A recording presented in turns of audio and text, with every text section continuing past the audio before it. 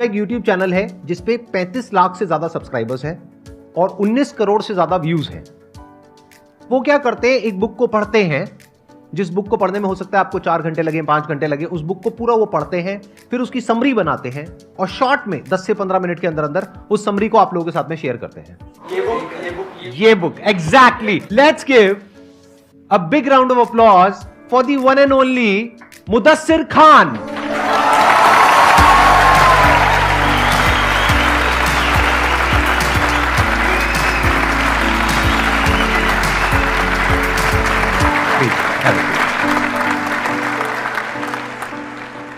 ये कहने में मुझे बिल्कुल भी दिक्कत नहीं होगी कि ये नॉलेज का और एक्सपीरियंस का भंडार है।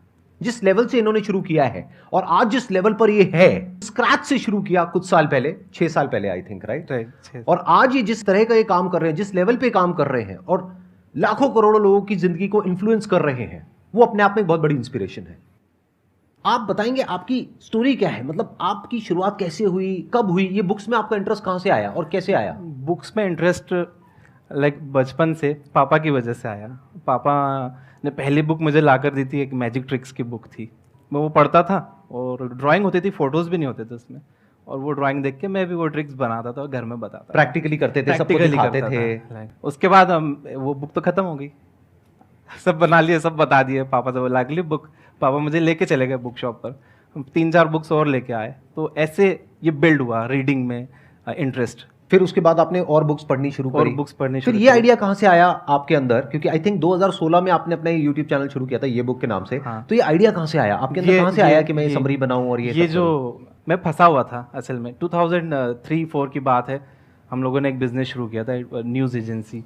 तो न्यूज़ देखिए, कुछ बिजनेस ऐसे होते हैं दुनिया में जो कभी बंद नहीं होते। न्यूज़ चैनल्स हैं, न्यूज़ एजेंसीज हैं, न्यूज़पेपर्स हैं, कभी भी बंद नहीं होते।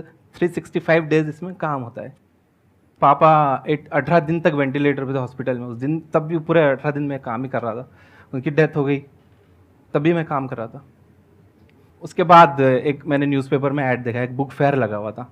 मैं चले गया, वो किलो से बुक्स मिल रही थी वहाँ। किलो के भाव से मिलती थी? किलो से बुक। ये मैंने पहली बार सुना है, ऐसी भी कोई बुक फेयर होती है? हाँ, एक बुक फेयर थी किलो से, एक रद्दी जैसा था वो, किलो से बुक्स। तो आप बेच भी सकते हैं, खरीद भी सकते हैं। हाँ, तो और मैं कलर ब्लाइंड हूँ, पीले कलर की एक बुक, मुझे कवर अच्छा लगा यार, येलो कलर में, कलर ब्लाइंड।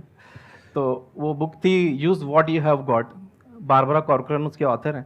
तो बारबरा भी यही प्रॉब्लम फेस कर रही थी जब उन्होंने बिजनेस शुरू किया था, कि वो अपना काम डेलीगेट नहीं कर पा रही थी। तो वो लिखती हैं कि देखिए, आप कभी भी अपने जैसा 100% ढूंढने जाओगे, नहीं मिलेगा कोई भी। आप जितना कर रहे हो, आपके 80% भी कोई कर रहा हो, वो काम उसे दे दो। यहाँ से मेरे ताले खुल गए दिमाग के। तब मैंने सोचा अब बुक्स का नॉलेज शेयर करेंगे। बुक्स में इतना पावर है, कोई एक बुक का एक आइडिया आपकी ज़िंदगी कंप्लीटली बदल सकता है। तो मैं वहाँ से निकला तो मैं यहाँ पहुँचा हूँ। अभी तो आगे, बहुत आगे जाने वाले हैं आप। Let's give big hand for him. ये छोटी चीज नहीं है, ये पहली बार एक पब्लिक प्लेटफॉर्म पर आए हैं और यहाँ पर आकर के बोल रहे हैं। इसके लिए बहुत करेज चाहिए।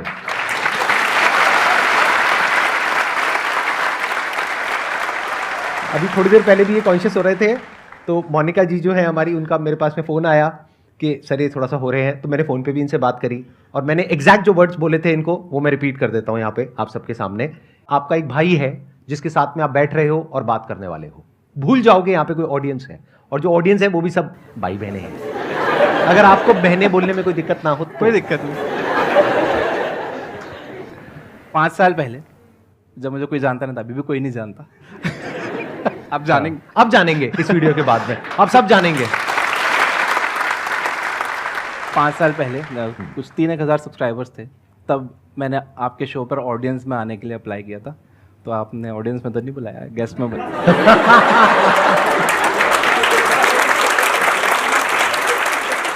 तो मुझे लगता है कि आने वाले कुछ महीनों में या सालों में इनमें से भी कई लोग आपके सामने यहाँ बैठे होंगे। 100%।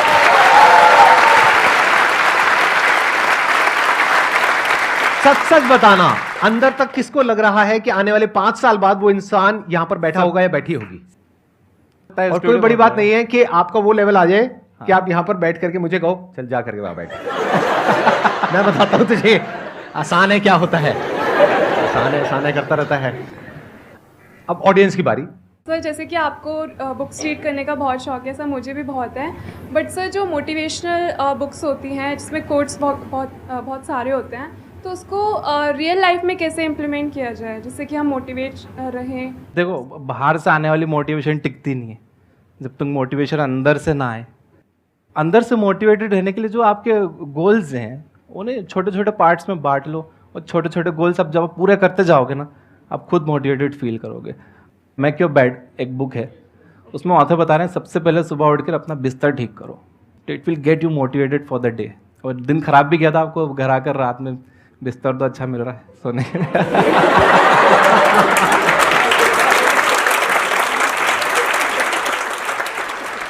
Thank you so much sir, Most welcome. Invite करने के लिए। और मैं बहुत खुश हूँ, मुझे रात में नींद नहीं आई आपसे मिलने के लिए, मैं इतना एक्साइटेड था।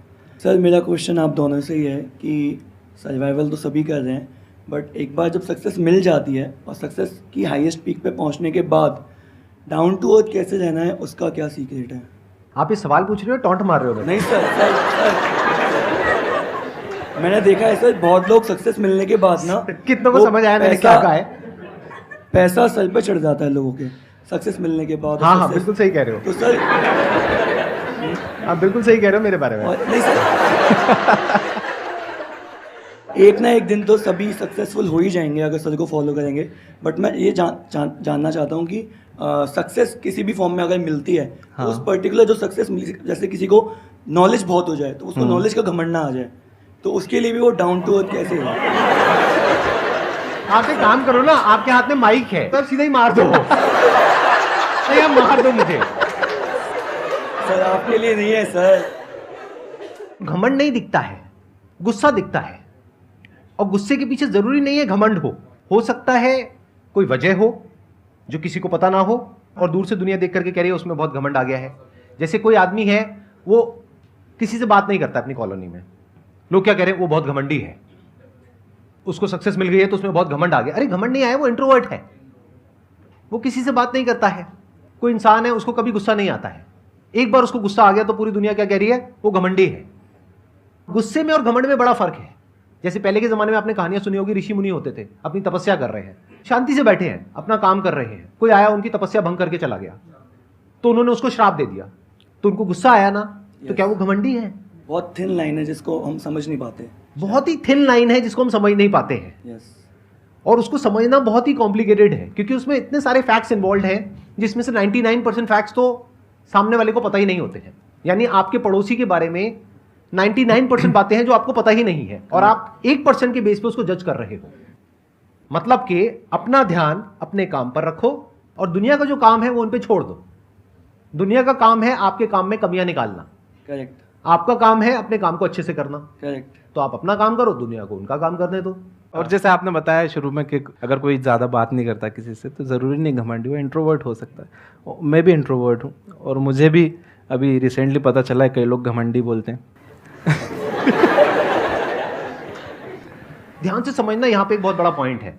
जो लोग इनको घमंडी बोलते हैं और घमंडी समझते हैं, क्या मनी मन उनको इनके ऊपर गुस्सा नहीं आएगा, इनसे जेलसी नहीं होगी, उनको बदला लेने की भावना नहीं आएगी इनकी तरफ, उनके मन में, जबकि इनके मन में उनके लिए कुछ भी नहीं कुछ है, भी नहीं है, बट उनके मन में आ चुकी है। अब उसका क्या इलाज है? ये दुनिया ऐसी ही है, तो दुनिया को दुनिया के हाल पे छोड़ दो।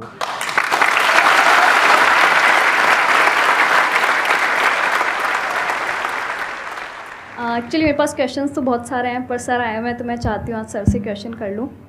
मेरे को भी काफ़ी शौक है बुक्स पढ़ने का, और मैं रेगुलर पढ़ती हूँ, बट प्रॉब्लम ये आ जाती है कि जब ज़्यादा बुक्स पढ़ते हैं तो वो बहुत सारी चीज़ें दिमाग में आ जाती है, तो कन्फ्यूज़न हो जाता है कि क्या चीज़ पकड़ के रखें, क्या छोड़ दें। पढ़ करके हम कंफ्यूज हो गए कि ये सही है या वो सही है, हाँ, या वो बुक इसी टॉपिक के बारे में ये कह रही है और दूसरी बुक कुछ और कह रही है। फिर हम सर के वीडियोस देखते हैं तो वो तो बिल्कुल ही अच्छे होते हैं और डिफरेंट होते हैं। तो सर को भी कमेंट्स आते, सर पहले आप ऐसा बोलते थे अब ऐसा बोलते हो। हाँ राइट, मेरे को भी ये सर, कमेंट्स but आते हैं। आपका वही तो ना, पहले आप कुछ अलग बोलते थे और अभी ऐसा नहीं कि कुछ गलत बोलते थे। नहीं, आप भी बोल लो, कोई बात नहीं। नहीं सर, मैं तो हुई पंचिंग बैग, जो आपका जो लेवल है लाइक ना, अ पंचिंग बैग, जो आएगा मार करके चला जाएगा। मारो नहीं मुझे, सर, मारो। बिल्कुल नहीं, मैं पॉजिटिव वे में बोल रही हूँ। आपकी वीडियोस में भी अब फर्क तो आया ही है ना सर, पहले आप मेरी तारीफ कर रहे हो, बुराई कर रहे हो? सर मैं तारीफ कर रही हूँ, अब अच्छा, बहुत तारीफ अच्छे कर वे में, मतलब अब तो ठीक है। लेवल हाई हो गया। पता नहीं लगता आजकल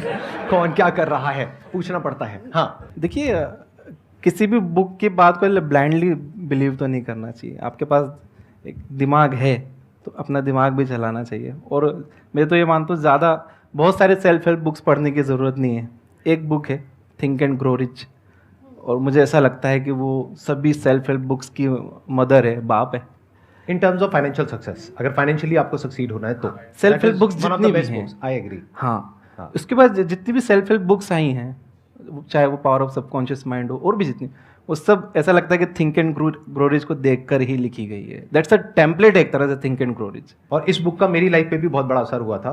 देयर वाज अ पॉइंट जहाँ पर मैंने पिवट किया था, यानी मैं एक पॉइंट पे स्टक था, तो इस बुक ने मुझे एक नया पर्सपेक्टिव दिया था, जहाँ से मेरे करियर में एक मेजर शिफ्ट आया था। आप बताइए क्या करें, कंफ्यूजन हो जाए ऐसा तो? अगर कंफ्यूजन हो जाए हाँ। कि एक इंसान कुछ बोल रहा है, दूसरा इंसान कुछ बोल रहा है, या फिर एक बुक कुछ बोल रही है, दूसरी बुक कुछ और बोल रही है, तो आप पहले उसके स्टैंड पॉइंट को समझने की कोशिश करिए।